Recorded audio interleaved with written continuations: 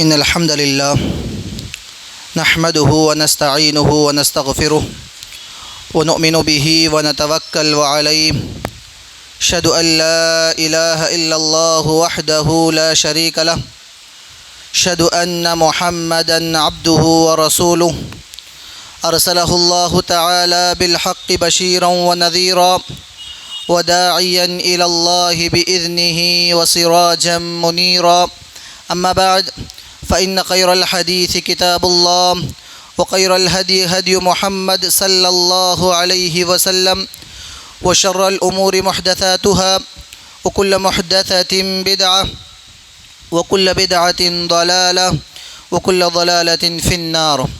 أعوذ بالله السميع العليم من الشيطان الرجيم من همزه ونفخه ونفسه. بسم الله الرحمن الرحيم. رب اشرح لي صدري ويسر لي أمري واحلل عقدة من لساني يفقه قولي ربي زدني علما. قال الله تبارك وتعالى في موضع آخر يوم نقول لجهنم هل امتلأت وتقول هل من مزيد وأزلفت الجنة للمتقين غير بعيد. تمام قسم کی تعریفات، توصیفات، کبریائی، بزرگی و بڑائی لائق و زیبا ہے اس اللہ وحدہ لا شریک کے لیے جس نے ہم تمام کو اشرف المخلوقات بنایا اور انسان بنانے کے بعد مذہب اسلام جیسی عظیم نعمت سے ہمیں بہرور کیا. سبحان اللہ و بحمدہ سبحان اللہ العظیم. لاکھوں کروڑوں درود و سلام کا نزول ہو تمام ہی انبیاء کرام علیہم الصلاۃ والتسلیم پر، بالخصوص میرے اور آپ کے آخری نبی جناب محمد الرسول اللہ صلی اللہ علیہ وسلم کی ذات مبارکہ مقدسہ مطہرہ پر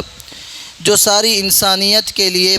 رحمت بنا کر مبعوث فرمائے گئے. اللہم بارک وسلم علیہ. قابل احترام ذی علم شخصیات، بزرگان دین، نوجوانان اسلام اور پردہ نشین عفت مآب اسلامی مائیں اور بہنیں، اللہ تبارک و تعالیٰ کا بے پایہ شکر و احسان ہے کہ اس کے خاص فضل و کرم سے آج ہم لوگ اسی کے مقدس اور بابرکت گھر میں اسی کے دین کے حوالے سے کچھ باتیں کہنے اور سننے کے لیے جمع ہیں. دعا کریں کہ اللہ تبارک و تعالیٰ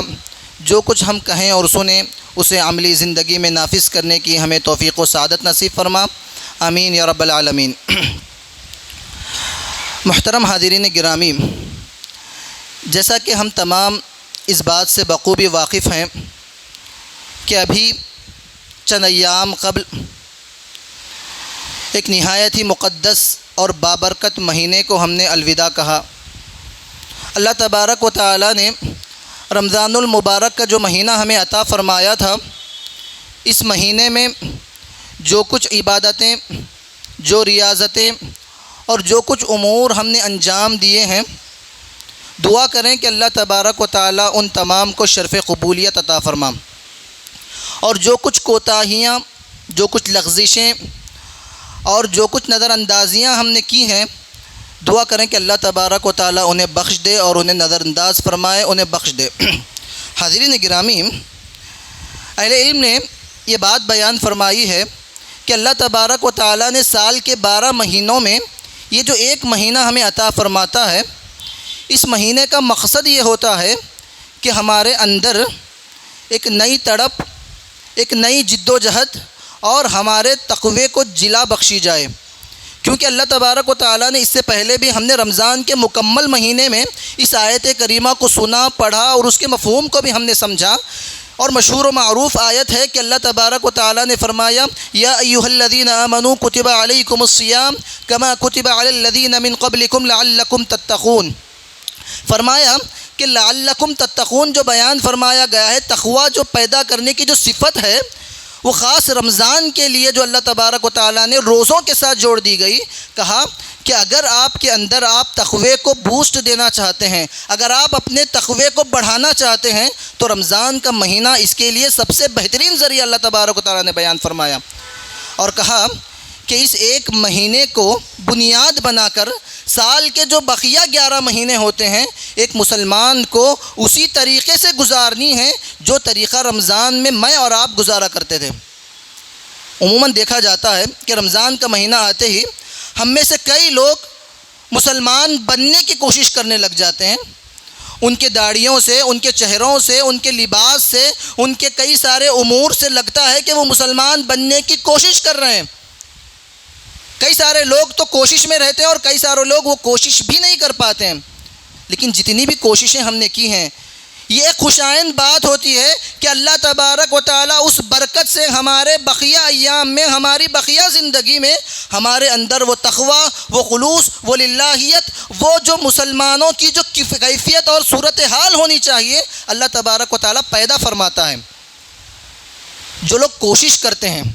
اور جو انسان کوشش نہیں کرتا، میں یہ نہیں کہہ رہا کہ ہم ایسے ہیں ہم ویسے ہیں، ہمارے اندر 1000 برائیاں ہوں گی، ہمارے اندر 1000 خرابیاں ہوں گی، لیکن جو انسان ایک نعمت کو اللہ تبارک و تعالیٰ نے جو موقع عطا فرمایا تھا اس کو غنیمت جانتا ہے اور اپنی زندگی کو سنوارنے کی کوشش کرتا ہے، اللہ تبارک و تعالیٰ بھی اسی انسان کا ساتھ دیتا ہے اور اسی انسان کو سدھرنے کے مواقع بھی عطا فرماتا ہے۔ اللہ تعالیٰ نے کیا فرمایا؟ مشہور آیت ہے، فرمایا ان اللہ لا یغیر ما بقوم حتی یغیر ما بانفسہم۔ اللہ تبارک و تعالیٰ جو ہے اسی انسان کو تبدیل ہونے کا موقع عطا فرماتا ہے، اسی انسان کی قسمت کو بدلتا ہے جو انسان اپنی قسمت کو بدلنے کا ارادہ رکھتا ہے، جو انسان اپنے حالات کو بدلنے کا فیصلہ کرتا ہے، جو انسان کوشش کرتا ہے کہ میری زندگی جن حالات سے گزر رہی ہے میں قرآن اور احادیث کے مطابق کتنا اپنی زندگی گزار رہا ہوں۔ اگر کوئی انسان جائزہ لیتا ہے اور کوشش کرتا ہے تو جو انسان کی ایک کوشش ہوتی ہے،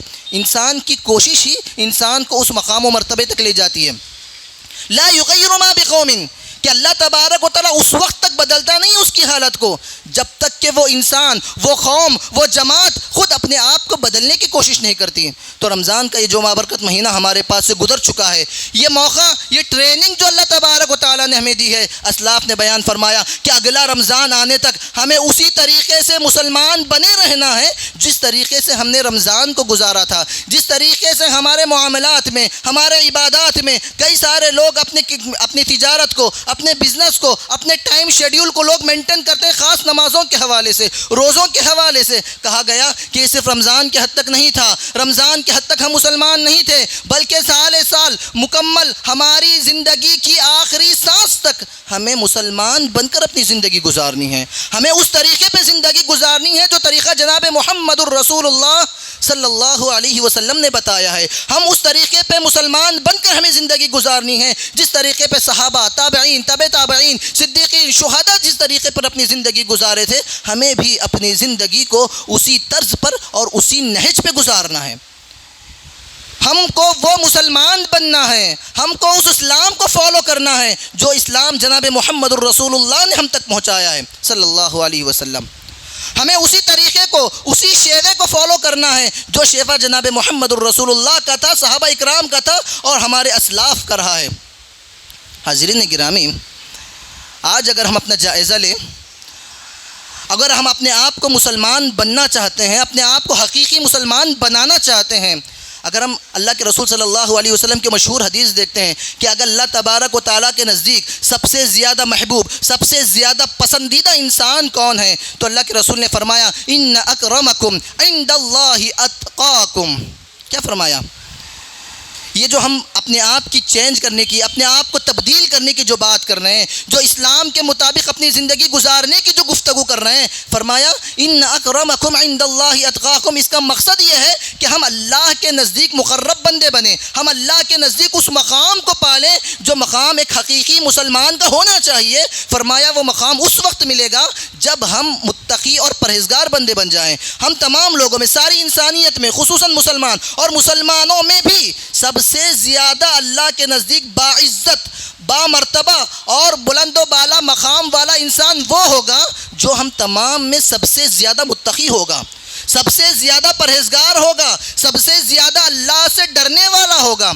اور تقوی کی بات اگر ہم بیان کریں تو فرمایا تقوی اس وقت انسان کے اندر آتا ہے جب انسان اپنی زندگی کے ہر پہلو میں، اپنی زندگی کے ہر معاملے میں اللہ سے ڈر کر فیصلہ کرنے کی کوشش کرے. خواہ تنہائی ہو، خواہ لوگوں کے درمیان ہو، خلوت ہو کہ جلوت ہو، کوئی بھی معاملہ ہم کرو، عبادات کر رہے ہو، معاملات کر رہے ہو، تجارت کر رہے ہو، لوگوں سے لین دین کر رہے ہو، کوئی بھی معاملہ ہماری زندگی کا ہو رہا ہو، کوئی خرید و فروخت کر رہے ہو، کہیں سفر میں جا رہے ہو، کہیں حضر میں کہیں ملاقات کر رہے ہو، کسی پروگرام میں ہم شرکت کر رہے ہو، لوگوں کی دعوتوں میں ہم شریک ہو رہے ہو، فرمایا ہر پہلو میں ہمیں اللہ کا تقوی اختیار کرنا چاہیے اگر ہم اللہ کے نزدیک حقیقی معنوں میں مسلمان بننا چاہتے ہیں. تو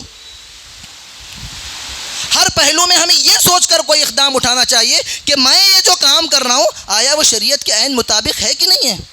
کہیں میں یہ کام کروں تو اس سے اللہ تعالیٰ ناراض تو نہیں ہوگا. میں یہ جو امور انجام دے رہا ہوں یہ شریعت کے کہیں منافی تو نہیں ہے. میں یہ جو بزنس کر رہا ہوں کہیں اس بزنس میں شریعت کی مخالفت تو نہیں ہو رہی ہے. کہیں میں یہ جو کام کر رہا ہوں شریعت اسلامیہ نے جن چیزوں کو حرام قرار دیا ہے کہیں حرام اور ممنوع چیزیں تو میرے بزنس میں داخل نہیں ہو رہی.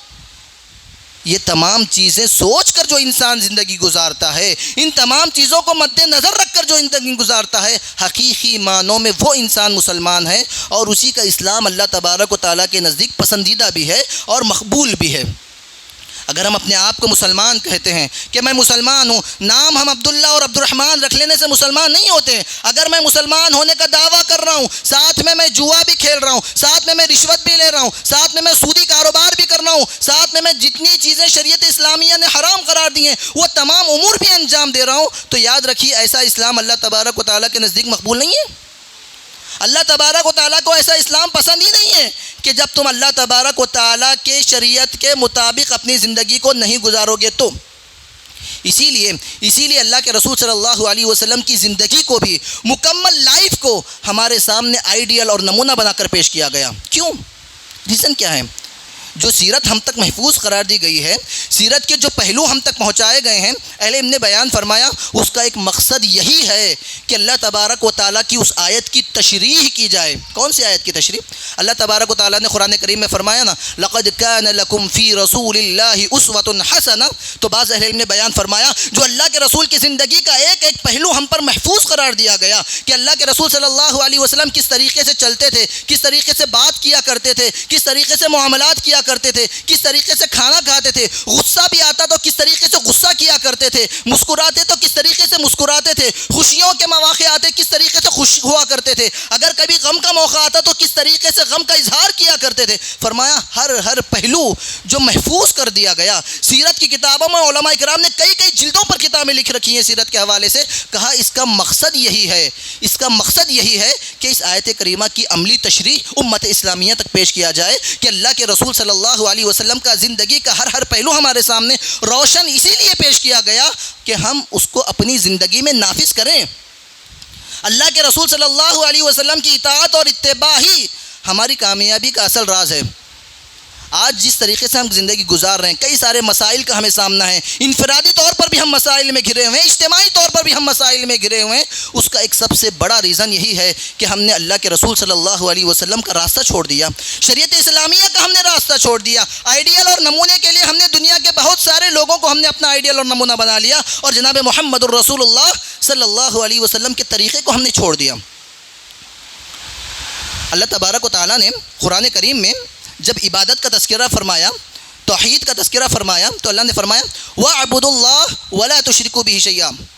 کہ عبادت جب کی جائے تو صرف اللہ کی جائے، اس کے ساتھ کسی کو شریک نہ کیا جائے. لیکن عبادت کے بعد جب اطاعت کا مرحلہ آیا تو فرمایا اطیعوا اللہ واطیعوا الرسول. تو یہاں پر نقطہ یہ بیان کیا گیا عبادت میں اللہ کے ساتھ کوئی شریک نہیں ہے، اللہ کے رسول بھی شریک نہیں ہے.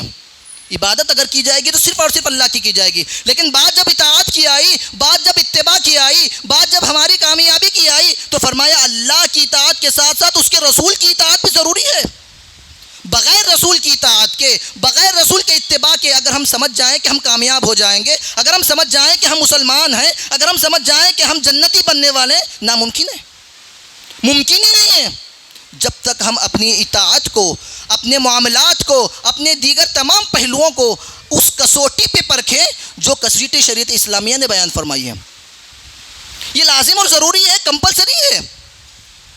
اگر ہم نے اس کو نظر انداز کر دیا، اگر ہم اس کو بائی پاس کر کے سمجھ جاتے ہیں کہ ہم کامیاب ہو جائیں، کامیاب نہیں ہو سکتے۔ اسی طریقے سے جس طریقے سے اطاعت رسول ضروری ہے، اسی طریقے سے صحابہ اکرام کا طریقہ اختیار کرنا، صحابہ اکرام کے منہج کو فالو کرنا، یہ بھی میرے اور آپ کے لیے ضروری ہے۔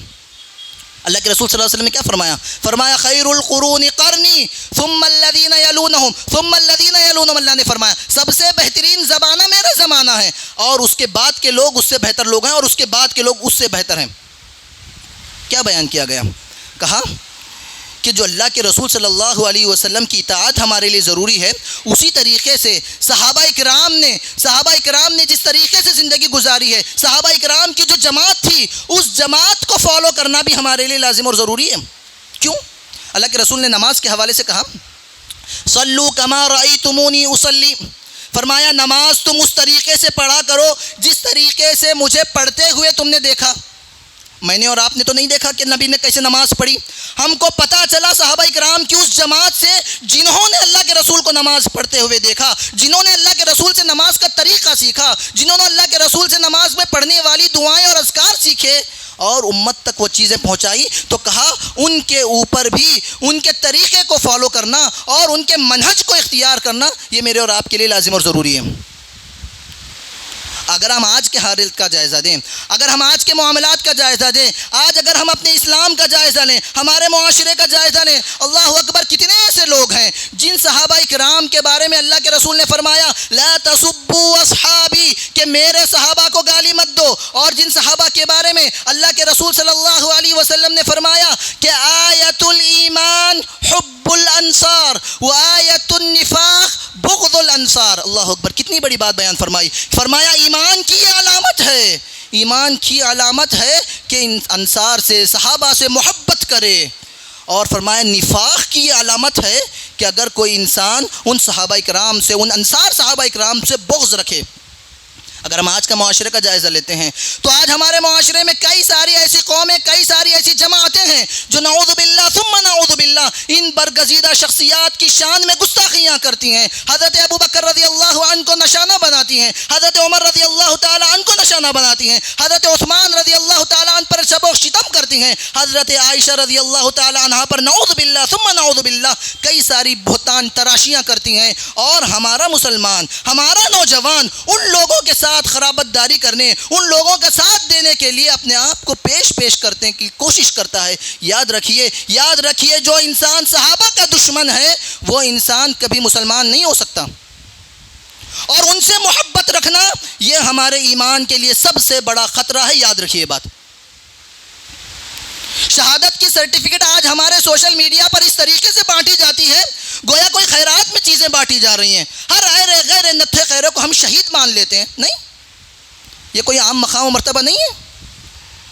یہ وہ مقام و مرتبہ ہے جو انبیاء کا رہا ہے، یہ وہ مقام و مرتبہ رہا ہے جو صحابہ اکرام کا رہا ہے، اور اللہ کے برگزیدہ اور محبوب بندوں کا رہا ہے۔ جو انسان صحابہ کی شان میں گستاخی کرے وہ کبھی شہید نہیں ہو سکتا۔ اور آج ہم لوگ، آج ہمارا نوجوان طبقہ ایسے لوگوں کو، ایسے معاملات رکھنے والوں کو، ایسی قوموں کو، آج ہمارے نوجوان لوگ جس طریقے سے سر پر بٹھا کے رکھے ہوئے ہیں، یاد رکھیے ہمیں اپنی نوجوان نسل کے ایمان کی خیر منانی چاہیے۔ یہ سب سے بڑی چیز ہے جو ہمارے ایمان کے لیے خطرہ بنی ہوئی ہے۔ کئی سارے فتنے جو اللہ کے رسول صلی اللہ علیہ وسلم نے فرمایا تھا، قیامت جب قریب آ جائے گی، جب فتنے ایسے ظاہر ہوں گے جیسے کوئی مالا ٹوٹ جاتی ہے تو جس طریقے سے اس میں سے موتی پے در پے گرنے لگتے ہیں، تو فرمایا اسی طریقے سے قرب قیامت فتنوں کی بارش ہوگی، فتنے اسی طریقے سے پے در پے ہمارے درمیان آئیں گے۔ ان میں سے ایک بڑا فتنہ میرے بھائیوں یہی ہے کہ آج ہم لوگ اپنے آپ کو مسلمان ہونے کا دعویٰ کرتے ہیں، لیکن ایسے لوگوں سے محبت کا اظہار کرنا بھی ہمارے لیے جائز نہیں ہے۔ آپ معاملات کر سکتے ہیں،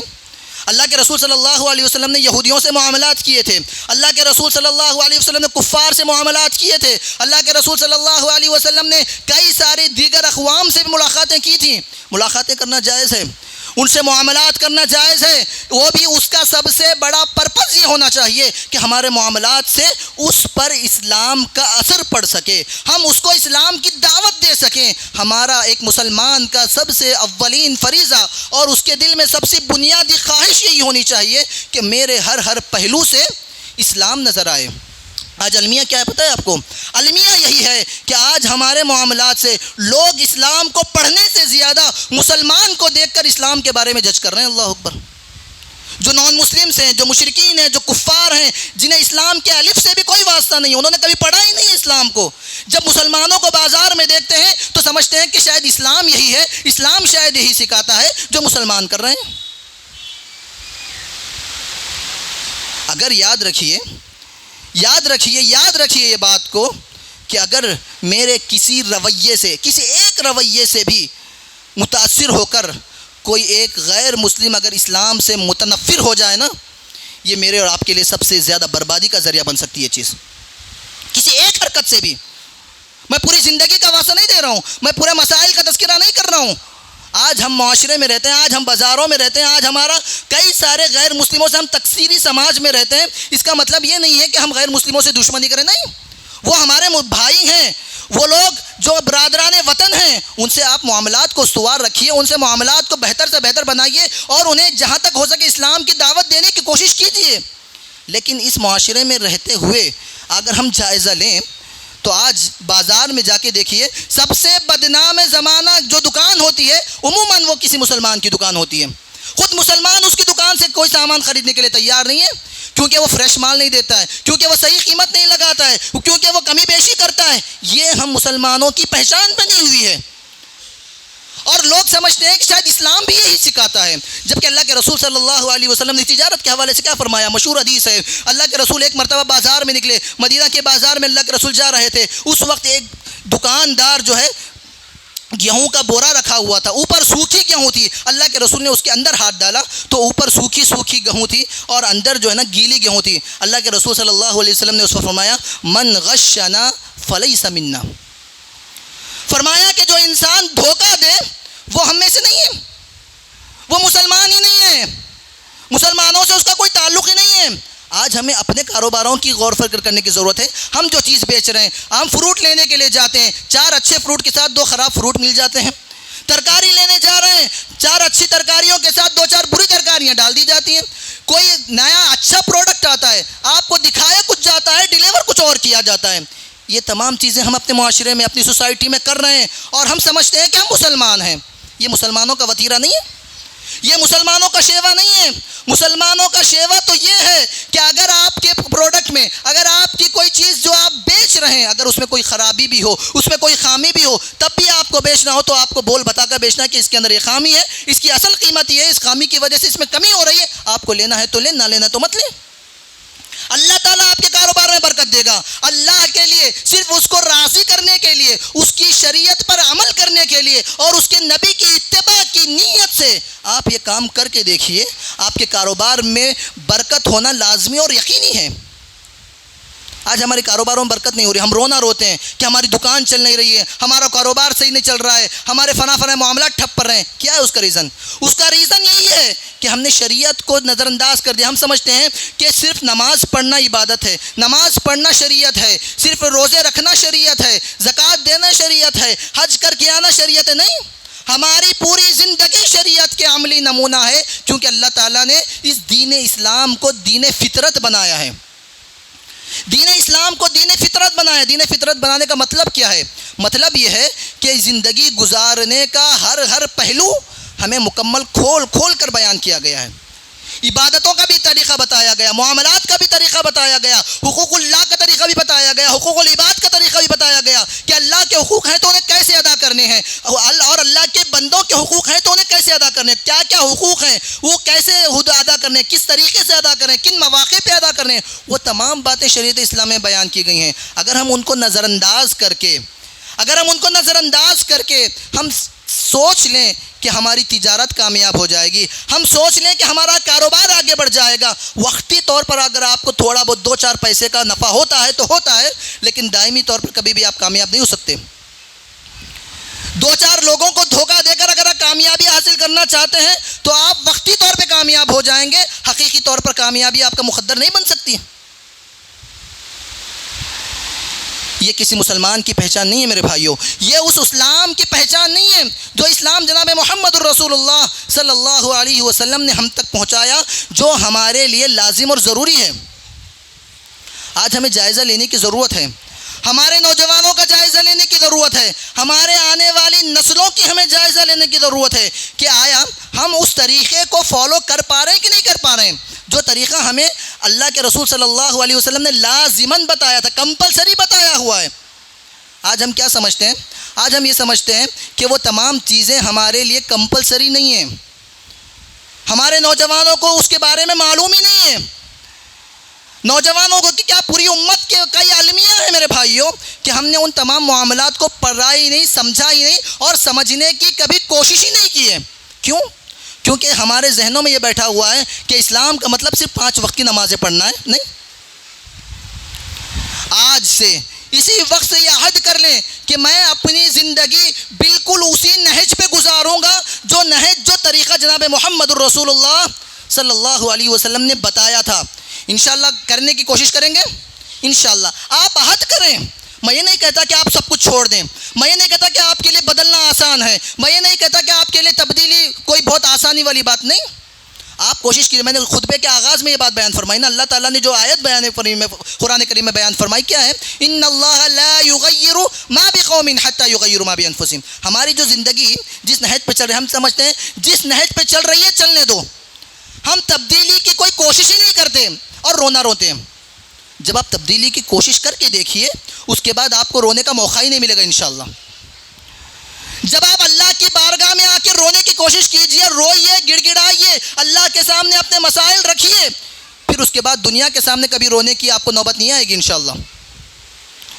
ہم اس کا الٹا کرتے ہیں، دنیا کے سامنے ہم روتے ہیں، فلاں انسان کے پاس جاتے ہیں کہ ہمارا یہ مسئلہ ہے، فلاں انسان کے پاس جاتے ہیں ہمارا یہ مسئلہ ہے، دنیا کے سامنے ہم ذلیل و خوار ہو رہے ہیں اور اللہ کے سامنے کبھی ہم نے ان مسائل کو رکھنے کی کوشش ہی نہیں کی۔ یہ مسلمان کی پہچان نہیں ہے، یہ وہ اسلام، یہ ان مسلمانوں کی علامت نہیں ہے جن مسلمانوں نے بہت ہی قلیل وقفے میں پوری آدھی دنیا کو فتح کیا تھا، آدھی دنیا کو انہوں نے فتح کر لیا تھا صرف چند سالوں میں۔ وہ ہمارے صحابہ کرام تھے، انہوں نے کیسے کیا تھا یہ تمام کام؟ کیسے کیا تھا انہوں نے یہ تمام کام؟ اسی لیے کیونکہ انہوں نے اپنے ہر پہلو میں اللہ کے رسول صلی اللہ علیہ وسلم کو اپنا آئیڈیل اور اپنا نمونہ مان کر قرآن و حدیث کی روشنی میں انہوں نے اپنی زندگی گزاری تھی، اسی لیے اللہ تعالیٰ نے ہر قدم پر انہیں کامیابیوں سے سرفراز کیا تھا۔ اگر ہم بھی چاہتے ہیں کہ آج امت مسلمہ جن مسائل سے دوچار ہے، آج امت مسلمہ جن مسائل میں گھری ہوئی ہے، خواہ وہ ہندوستان کا معاملہ ہو یا دنیا کی کسی بھی ملک کا معاملہ کیوں نہ ہو، جہاں کہیں بھی مسلمان تکلیف میں، پریشانی میں ہے، جہاں کہیں مسائل سے دوچار ہے، اگر ہم چاہتے ہیں کہ ان تمام مسائل سے نکلیں تو ہمیں سب سے پہلے اللہ سے رجوع کرنا ہوگا، اللہ کا تقوی اختیار کرنا ہوگا اور اللہ کے رسول کے بتائے ہوئے طریقے کو اپنی زندگی میں نافذ کرنا ہوگا۔ اور جب ہم اتباع رسول کو اللہ کے تقوی کے ساتھ اور صحابہ کرام کے طریقے کو، ان کے منہج کو اگر ہم اپنی زندگی میں فالو کر لیں گے، ان تمام چیزوں کو اگر ہم اپنی زندگی کا وتیرہ بنا لیں گے تو یاد رکھیے دنیا کی کوئی طاقت نہیں ہے جو ہمیں ناکام کر سکے۔ دنیا کی کسی بھی طاقت میں، دنیا کی کسی بھی سپر پاور طاقت میں یہ گنجائش ہی نہیں ہے کہ وہ ہمیں زیر کر سکے۔ کیوں؟ اللہ تعالیٰ کا وعدہ ہے، اللہ تعالیٰ کا وعدہ ہے وَأَنْتُمُ الْأَعْلَوْنَ إِن كُنتُم مُؤْمِنِينَ۔ کسی بھی معاملے میں، آپ کا انفرادی معاملہ ہو کہ اجتماعی معاملہ ہو، فرمایا وَأَنْتُمُ الْأَعْلَوْنَ، تم ہی کامیاب ہونے والے ہو اگر تم حقیقی معنوں میں مومن بندے بنو۔ حقیقی معنوں میں مومن بندہ ہے، صرف اپنے آپ کو مومن کہنے سے مومن نہیں ہوں گے، اپنے آپ کو مسلمان کہلانے سے مسلمان نہیں ہوں گے، ہمیں وہ مسلمان بننا ہے، وہ مومن بننا ہے جس کے بارے میں اللہ فرمائے ان کنتم مؤمنین۔ اور اللہ کا وعدہ کبھی جھوٹا نہیں ہو سکتا، اللہ تعالیٰ کا وعدہ کبھی جھوٹا نہیں ہو سکتا، اللہ تعالیٰ کبھی نعوذ باللہ وعدہ خلافی نہیں کرتا ہے۔ ان اللہ لا یخلف المیعاد، تو اللہ کا وعدہ ہے اور اللہ کے وعدے پہ بھروسہ کرنا، ایمان لانا، یہ ہر مسلمان کے لیے لازم اور ضروری ہے۔ اور جب ہم اس پر ایمان لائیں گے، اس کو اپنی زندگی کا وتیرہ بنا لیں گے، انشاءاللہ ہماری زندگی بھی کامیاب ہو جائے گی اور انشاءاللہ ہماری آخرت بھی کامیاب ہو جائے گی۔ اور بھی کئی ساری باتیں، انشاءاللہ وقت ہو چکا ہے، اللہ تبارک و تعالیٰ سے مل کر دعا کرتے ہیں کہ الہ العالمین آج کے اس خطبہ جمعہ کے حوالے سے جو کچھ باتیں ہم نے کہی ہیں اور سنی ہیں اس کو اپنی عملی زندگی میں نافذ کرنے کی توفیق عطا فرما۔ اے اللہ تبارک و تعالیٰ، حقیقی معنوں میں اسلام کی عملی اور سچی تصویر بننے کی ہر مسلمان کو تو توفیق و سعادت نصیب فرما۔ اے اللہ سبحانہ و تعالی جہاں کہیں بھی مسلمان کمزور ہیں، مظلوم ہیں، اے اللہ تبارک و تعالی تمام مسلمانوں کی تو مدد فرما۔ اے اللہ تبارک و تعالی جتنے بھی لوگ ہم میں سے وفات پا چکے ہیں، اگر عقیدہ توحید پر ان کی وفات ہوئی ہو تو انہیں کروٹ کروٹ جنت الفردوس میں جگہ نصیب فرما، آمین یا رب العالمین۔ آخری دعا یہی ہے کہ جس طریقے سے ہم تمام لوگ یہاں بیٹھے ہیں، اے اللہ تبارک و تعالی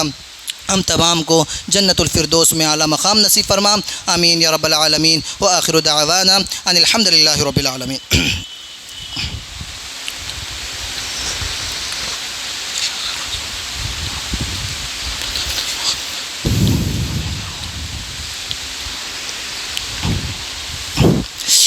إن الحمد لله نحمده ونستعينه ونستغفره ونؤمن به ونتوكل عليه، أشهد أن لا إله إلا الله وحده لا شريك له، أشهد أن محمدا عبده ورسوله، أما بعد، أعوذ بالله السميع العليم من الشيطان الرجيم، بسم الله الرحمن الرحيم، إن الله ملائكته يصلون على النبي يا أيها الذين آمنوا صلوا عليه وسلموا تسليما، اللهم صل على محمد وعلى آل محمد كما صليت على إبراهيم وعلى آل إبراهيم إنك حميد مجيد، اللهم بارك على محمد وعلى آل محمد كما باركت على إبراهيم وعلى آل إبراهيم إنك حميد مجيد۔ عباد الله رحمني ورحمكم الله، إن الله يأمر بالعدل والإحسان وإيتاء ذي القربى وينهى عن الفحشاء والمنكر والبغي يعظكم لعلكم تذكرون، ولذكر الله تعالى أعلى وأولى وأزواج وأموات وأكبر، والله يعلم ما تصنعون۔